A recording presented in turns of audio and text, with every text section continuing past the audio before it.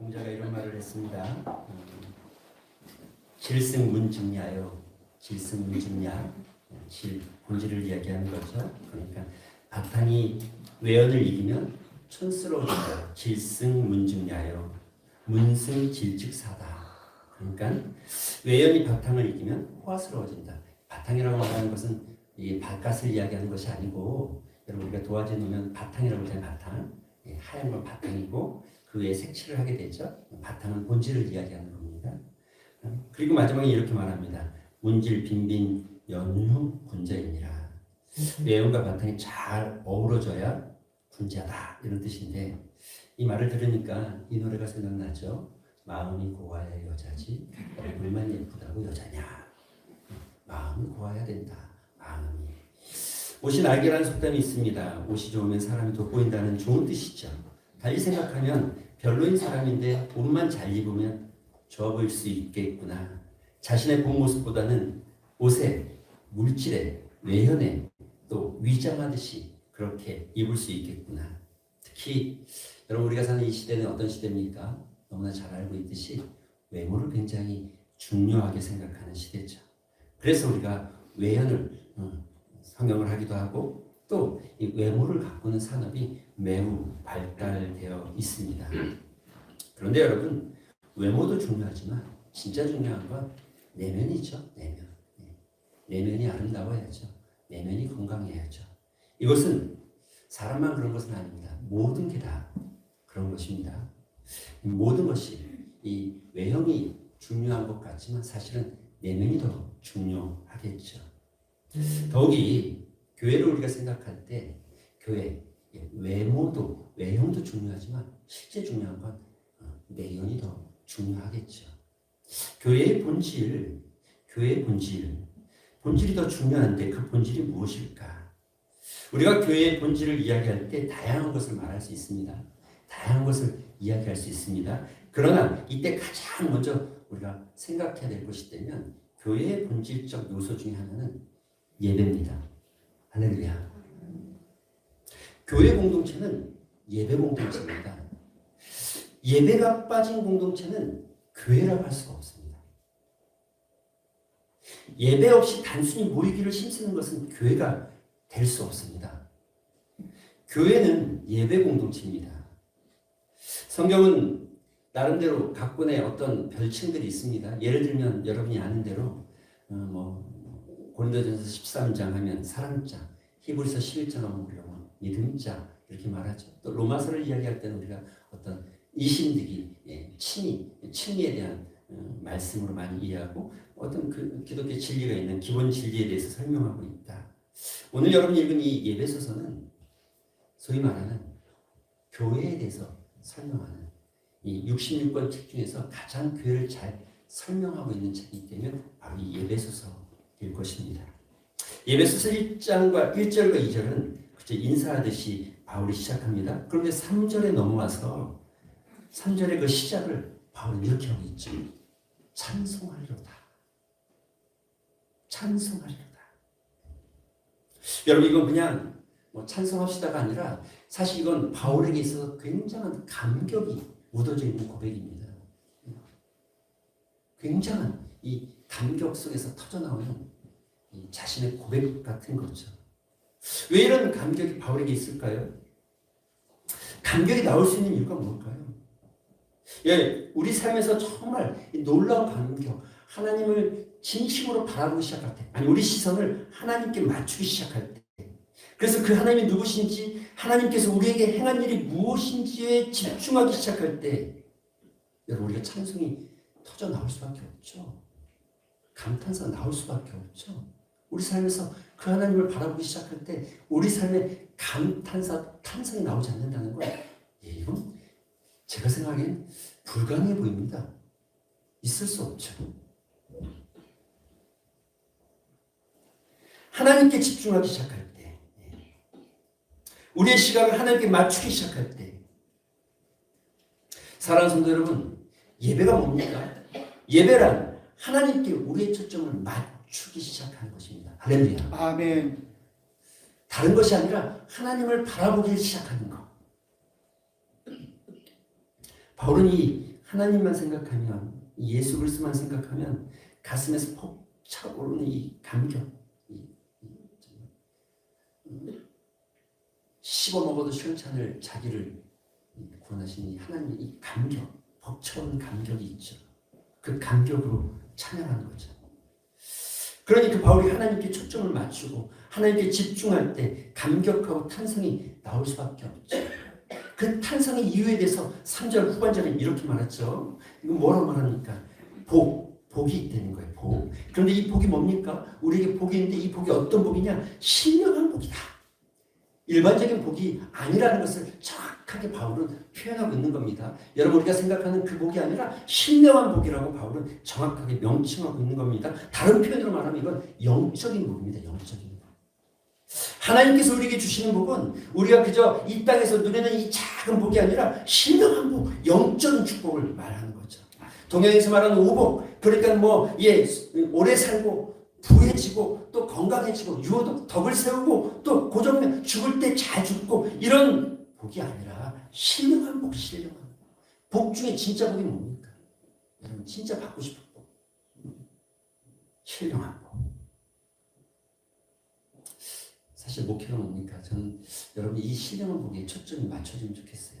이 복을 알아가는 게 신앙이죠. 이 복의 깊이를 알기 시작하는 거, 이 복이 어떤 복인지, 이 복이 얼마나 가치 있는 것인지, 우리가 말하는 소위 수, 오래 사는 거, 부, 재물이 많은 거, 강령, 건강한 거, 유도, 덕을 끼치고 살아가는 거, 이걸 우리가 도덕적 삶이라고 하죠. 덕을 끼치는 삶, 고정면, 잘 죽는 거, 이런 거 말고,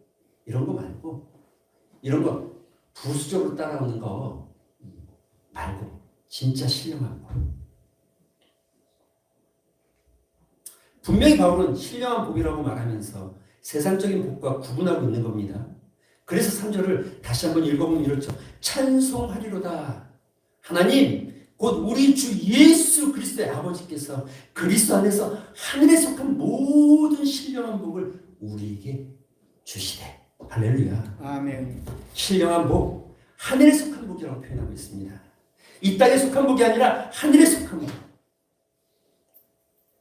여기서 하늘이라는 게 무슨 말입니까? 하나님의 나라. 달리 말하면 하나님으로부터 주어지는 복. 세상은 줄 수 없습니다. 세상으로부터 오지 않는 것입니다. 인간의 노력이나 애씀으로 채워지는 복이 아니라는 거죠. 그런 복이 아닙니다. 눈에 보이지 않지만 영적인 복입니다. 순간적이지 않고 영원한 복을 의미합니다.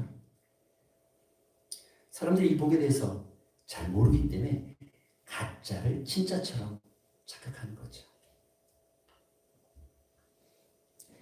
교회는 이 하늘의 복을 신령하게 사모하는 사람들이 모여 있는 것이죠. 가끔 우리가 신앙생활하다 보면 이런 생각이 듭니다. 예수를 믿어도 여전히 우리 안에 이 땅 가운데 살아갈 때 이 돌들도 있고 이 장애물이 생기고 어려움을 만나게 되죠. 어려운 시기를 겪기도 하고 또 힘든 순간들을 만나기도 합니다. 그러나 그러할 때 우리가 진짜 사모해야 될 복은 이 장애물들이 없어지는 것이 아니라 하나님께서 주신 신령한 복. 더 나은 환경을 사모하는 것이 아니라 성경이 말하고 있는 결코 우리가 우리 노력으로 얻을 수 없는 하나님만이 주실 수 있는 그 복. 여러분 이 복에 눈이 열려졌으면 좋겠습니다. 이 복에 감격했으면 좋겠습니다. 이 영원한 복을 사모하는 심령이 되어졌으면 좋겠습니다. 이 복이 뭘까? 바울은 이 복이 도대체 뭐길래 이렇게 감격해하면서 찬송하리로다 이런 탄성을 자아내는 것일까? 4절은 이렇게 말합니다. 곧 창세전에 그리스도 안에서 우리를 택하사. 여기 중요한 단어는 택하다는 거죠. 택하다는 거. 하나님께서 우리를 택하셨습니다. 택해 주셨다는 거죠.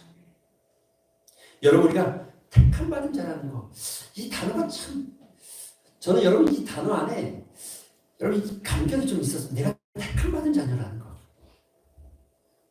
성경이 이렇게 말하죠. 너희가 나를 택한 것이 아니고 내가 너희를 택했다. 내가 너희를 택하여 세웠다. 요한복음 15장에 그렇게 말하고 있죠. 여러분 우리가 택함 받았다는 겁니다. 그런데 이 택함 받았다는 게 이 선택받은 게 놀랍게도 언제부터 시작되어졌냐면 우리가 우연히 어쩌다가 그렇게 택함 받은 존재들이 아니고 우리가 어떤 그런 그냥 우리가 생각할 때 그 정도가 아니라 창세 전부터 하나님께서 여러분을 향한 엄청난 계획과 여러분을 향한 엄청난 섭리 속에서 택하셨다는 거예요. 아멘.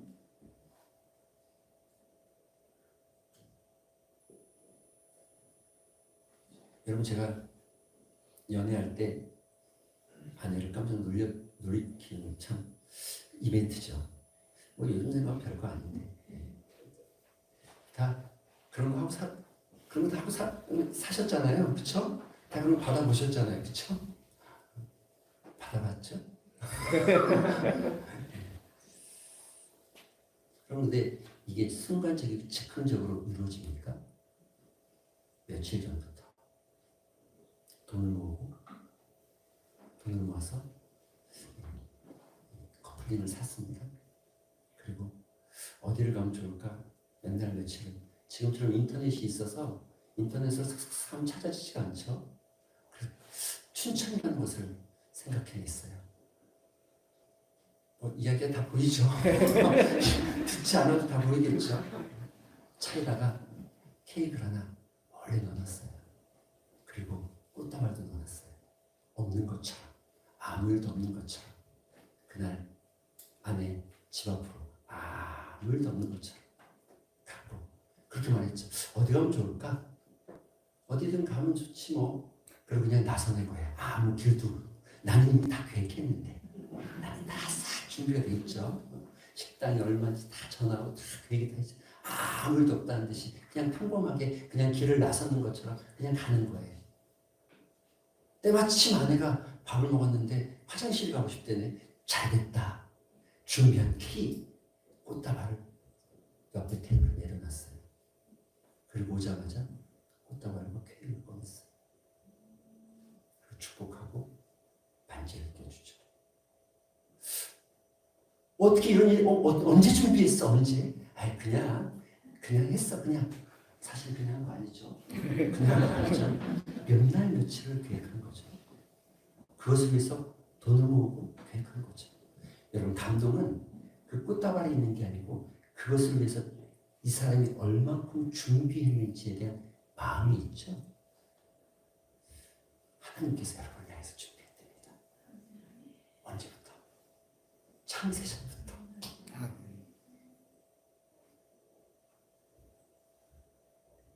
창세전부터 우리를 택하셨답니다. 나는 이게 너무 힘든데 나는 왜 이렇게 살아가나 싶은데 이미 하나님의 계획 속에 우리가 있었다는 거예요.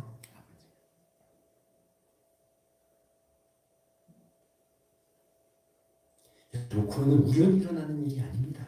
어쩌다 되어지는 일이 아닙니다. 하나님의 놀라운 계획과 섭리에서 이루어진 하나님께서 이루신 엄청난 계획입니다. 빈틈이 없는 계획입니다. 하나 틀어지지 않고 정확하게 그 섭리와 능력에 따라서 이 계획을 우리 안에서 이루어 가시는 그리고 이 중요한 계획 속에 아주 중요한 매개체가 있는데 그분이 예수 그리스도십니다. 그래서 성경이 이렇게 말하는 겁니다. 예수 그리스도 안에서 내가 너희를 택했다. 살아갈 소망이 없는 인간들 우리가 산들 무슨 소망을 갖고 살겠습니까? 범죄하고 죄 많은 인간들이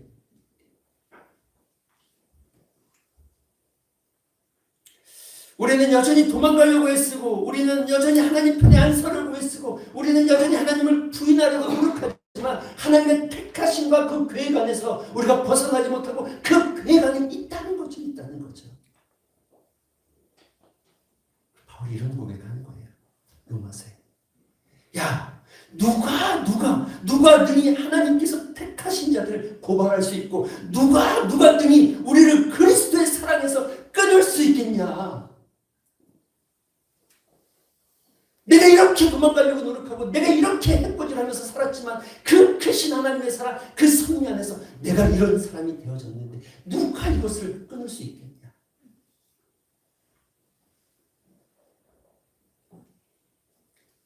교회 구원의 감격이 있는 공동체입니다. 선택받은 것. 하나님께서 의도적으로 불러서 여러분 선택해서 의도적으로 불러서 모아놓은 공동체. 그리고 이 공동체의 목적이 무엇입니까? 하나님께 영광이 되어지기 위해서, 하나님의 영광을 드러내기 위해서 우리를 부르셨다는 거죠. 바울은요, 지금 이 본문을 보면 3절에서부터 14절까지 이 본문의 이 글이 끊어짐이 없이 마치 엄청난 감격을 한 줄로 쫙 쉬지도 않고 말해가듯이 그렇게 본문은 기록되어 있어요. 하나님의 영광을 위해서, 영광의 찬송이 되게 하기 위해서, 그의 영광을 찬송하게 하기 위해서 우리를 불러 모았다는 거죠. 그런데 이 예배가 무너질 때, 예배가 사라질 때 우리는 그냥 일반적인 공동체가 되어지는 거죠. 이 예배가, 이 감격이 사라지기 시작할 때 예수님께서 그렇게 바리새인들을 책망하면서 외식하는 자들이라고 말한 게 바로 여기에 있는 거죠. 참된 예배는 오직 주님께 집중하는 겁니다. 주님을 바라보기 시작하는 겁니다. 주님, 우리 앞에 문제가 아니라 주님만을 바라보는 겁니다. 그런데 우리 이 코로나 기간 속에서 정말 이 엄청난 예배의 은혜를 잃어버리고 소멸하고, 그 예배가 형식적으로 기울어져 가고, 예배 속에서 하나님의 임재를 경험하지 못하고, 정말 살아있는 예배, 세상과 나는 간 곳 없고, 우리 찬송하면서 헌금할 때마다 부르잖아요. 구속한 주만 바라보는 예배가 아니라 다른 것들에 집중하는 예배, 마음이 빼앗겨버린 예배, 본질이 사라져버린 예배. 여러분, 감격적인 예배, 감격이 흘러나오고 은혜가 풍성한 예배는 연출해서 되는 것이 아닙니다. 연출한다고 되어지지 않습니다.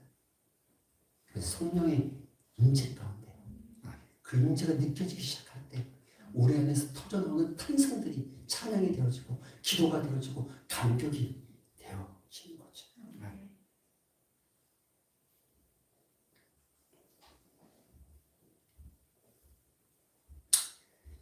이 놀라운 감격, 그 감격의 이유를, 이 놀라운 감격, 이 은혜의 이유를 바울은 7절에서 이렇게 표현합니다. 그 핵심은 우리는 그리스도 안에서 그의 은혜의 풍성함을 따라 그의 피로 말미암아 속량 곧 죄사함을 받았다. 할렐루야. 아멘. 바울의 글은 정말 주옥 같은 글이죠. 여러분, 제가 가을 되면 생각나는 노래가 있습니다. 우리 다 젊었을 때 한 번씩 불러봤잖아요. 이번에 아들을 데리러 갔다가 오는 길에 이 노래를 아는 거예요. 너 이 노래 어떻게 하냐? 요즘에 아이유가 리메이크해서 불렀는데 제가 들었다는 거 들어보셨죠? 우리 대부분 알잖아요. 그 양희은의 가을이 오면, 가을 아침. 예. 이른 아침 작은 새들 노랫소리 들려오면 언제나 그랬듯이 아쉽게 잠을 깨네 이러면서 부르는 거죠. 근데 그 노래가 참 좋았던 건 창문 하나 햇살 가득 눈부시게 비춰오네 서늘한 냉기에 재채기 할까 말까 이러면서 부르는 그 편안함과 그 일상의 어떤 이 작은 것들이 주는 어떤 편안함이 있죠. 그래서 그 노래 학교 다닐 때 우리 참 좋아했던 것 같아요. 저는. 그런데 여러분, 그렇게 우리가 일상이 편안해 보이고 좋아 보이지만 사실 우리 안에 정확하게 갑자기 우리 삶에 밀려드는 싸늘한 기운들, 평온할 것 같은 일상이지만 알 수 없는 불안감이 스며들기 시작하고, 그것이 우리 삶을 로맨스 같아 보이지만 우리 인생을 호러로 만들어버리는 거죠. 여러분, 이 싸늘한 냉기가 어디서 시작되는 겁니까? 우리는 이게 외부에서 주어지는 무엇이라고 생각하지만 사실은 우리 내면에서 죽음의 죄악의 싸늘함. 마치 이런 거죠. 여러분 혹시 오래된 창고를 한번 열어보신 적 있습니까? 습기가 가득하고 폐기 묵은 냄새가 가득하고 열고 싶지 않은 창고. 그 안에 여러분 이 바퀴벌레가 기어다니고 죽은 시체들이 널브러져 있는 창고. 열고 싶지 않죠. 열면 냄새가 쾌쾌 묵고 들여다보고 싶지 않죠. 그냥 밖에는 예쁘게 색칠해 놨지만 그러나 그 안은 온갖 정말 더러움. 그게 바로 우리 내면이잖아요. 그게 바로 우리의 실체, 우리의 모습이잖아요. 아무리 멋지게 옷을 입어도, 아무리 아름답게 우리가 꾸며도 그게 우리의 실체, 우리의 자아잖아요. 그래서 우리가 일상에 평안을 느끼는 것 같지만 사실 돌아서고 잠시 눈을 감고 잠시 우리가 생각하면 싸늘한 냉기가 우리의 삶을 스쳐오는 거죠. 죽음의 죄악의 그림자가 들이오는 거죠. 여러분 이것은 벗어날 수 없죠. 아닌 척하지만 우리 너무나 잘 알죠. 우리의 더러움. 성경은 이렇게 말합니다. 입으로 들어가는 것이 사람을 더럽게 하는 것이 아니라 입에서 나오는 그것이 우리를 더럽게 한다. 이 해결되지 않는, 이 치울 수 없는, 회복시킬 수 없는 우리 내면의 이 더러운 죄악들. 그런데 하나님께서 그리스도 예수 안에서 그 은혜의 풍성함을 따라서 우리를 그 죄악 가운데서 속량하셨다는 거예요. 할렐루야. 속량, 곧 죄사. 그것에서부터 벗어나게 하셨다는 거죠. 여러분 이게 얼마나 놀라운 감격이고 여러분 이게 얼만큼의 우리 안에 자유와 기쁨을 주는 행복감입니까? 이게 그래서 성경은 끊임없이 얘기하는 거예요. 세상 주는 게 아니야 이런 거는. 세상에서 누릴 수 있는 게 아니야 이런 거는. 세상에서 받는다고 해서 누려지는 게 아니야. 너희가 누릴 수 있는 그런 것들이 아니야. 이거 예수 그리스도의 그 속량, 죄사함, 하나님께서 주시는 그 자유함. 여러분 예배가 왜 감격스럽습니까? 하나님이 나 같은 인간을 아무리 들여다봐도 보십시오. 우리 안에 싸늘하게 스며있는 죄악된 기운들. 돌아서면 괜찮은 것 같지만 그러나 말할 수 없는 더러움이 내 안에 마치 오래된 창고의 그 더러움처럼 열어보고 싶지 않고 내가 대면하고 싶지 않고 만나기 싫지만 그러나 그것이 우리의 실체인데 해결되지 않고 해결할 수 없는 그 죄악. 그런데 그 죄를 예수 그리스도께서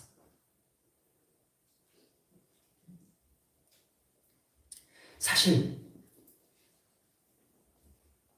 우리는 스스로 속일 때가 있죠. 얼마든 착한 척하고 멋지게 포장하죠. 그래서 사람들이 모이는 곳을 가면 마치 가면 무도회장 같은 느낌을 받기도 합니다. 그들의 속에서부터 있는 이 더러운 죄성을 감추고 겉으로는 온갖 것으로 치장하고 괜찮은 것처럼 서 있지만 삶에서 풍겨나는 그 죄의 냄새, 더러움, 사라지지 않는, 아무리 닦아도 지워지지 않는 죄의 색깔, 부패한 심령, 영혼의 죄악에 물든 인생들. 그런데 여러분 우리가 예배드리면서 그 하나님께서 우리의 죄사함의 감격을 잊어버리기 시작할 때 우리도 세상의 모임처럼 우리의 예배가 가면 무도회장 같이 되어지는 거죠.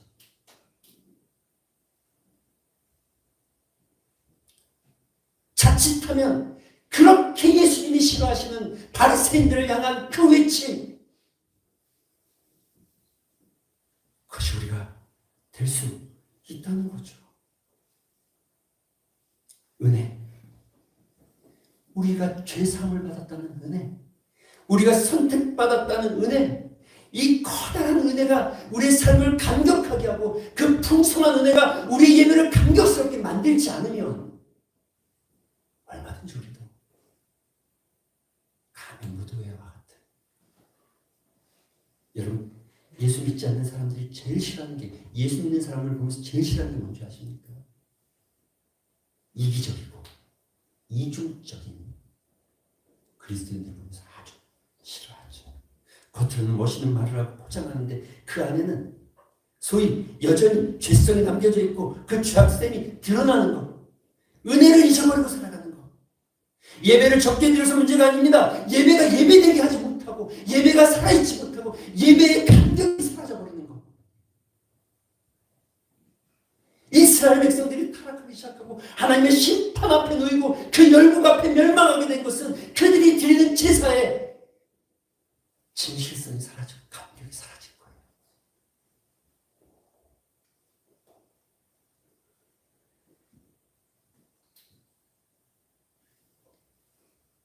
교회 안에서 가장 무서운 것은 위선입니다. 잘하고 있다고 생각하는 것, 괜찮다고 생각하는 것, 예배드림이 익숙해지는 것, 아주 무서운 일입니다. 여러분 예배 나올 때 오늘도 내가 살아갈 수 있고 나에게 이 평안과 자유를 주신 그 예수 그리스도의 그 풍성한 은혜가 누려지셨으면 좋겠습니다. 아멘. 그 예배의 감격이 여러분의 심령을 적시고 영혼을 적시고 여러분의 삶이 적셔지는 은혜가 있게 되길 소망합니다. 아멘.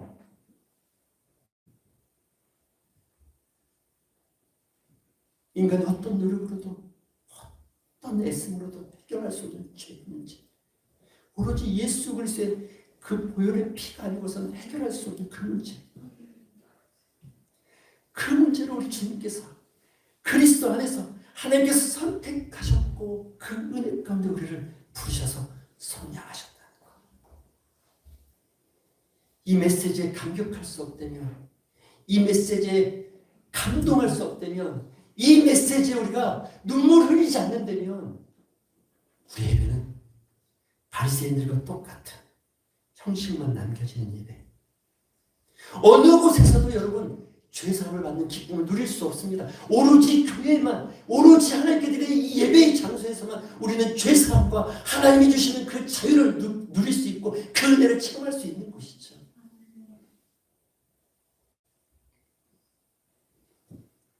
일만 달란트 빚진 자가 탕감받았을 때 기뻐했던 것처럼 우리의 예배가 그렇게 기뻐해지고 우리의 교회가 그렇게 기뻐해지기 시작합니다. 그리고 그 예배에서부터 흘러나오는 그 기쁨이 삶의 헌신이 되어지고 섬김이 되어지고 그것이 서로를 향한 배려가 되어지는 교회.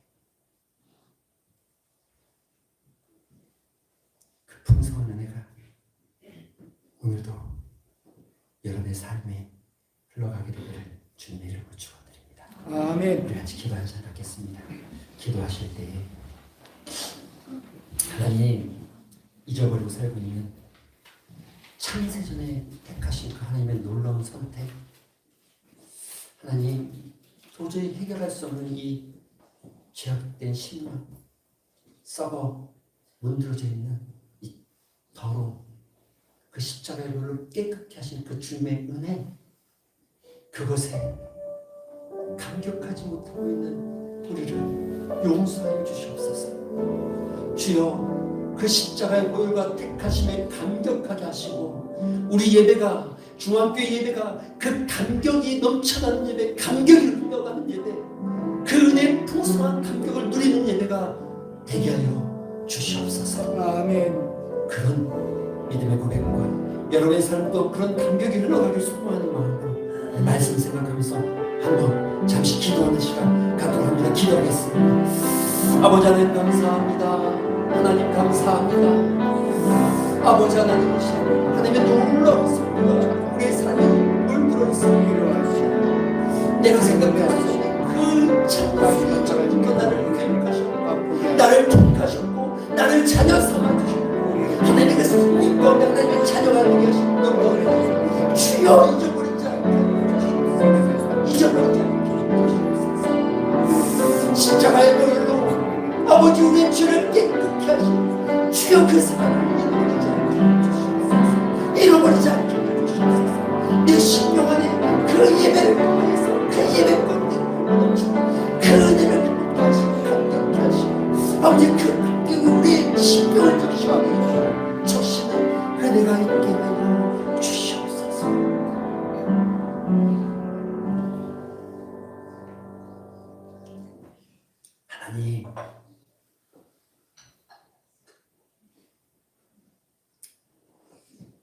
우리 예배가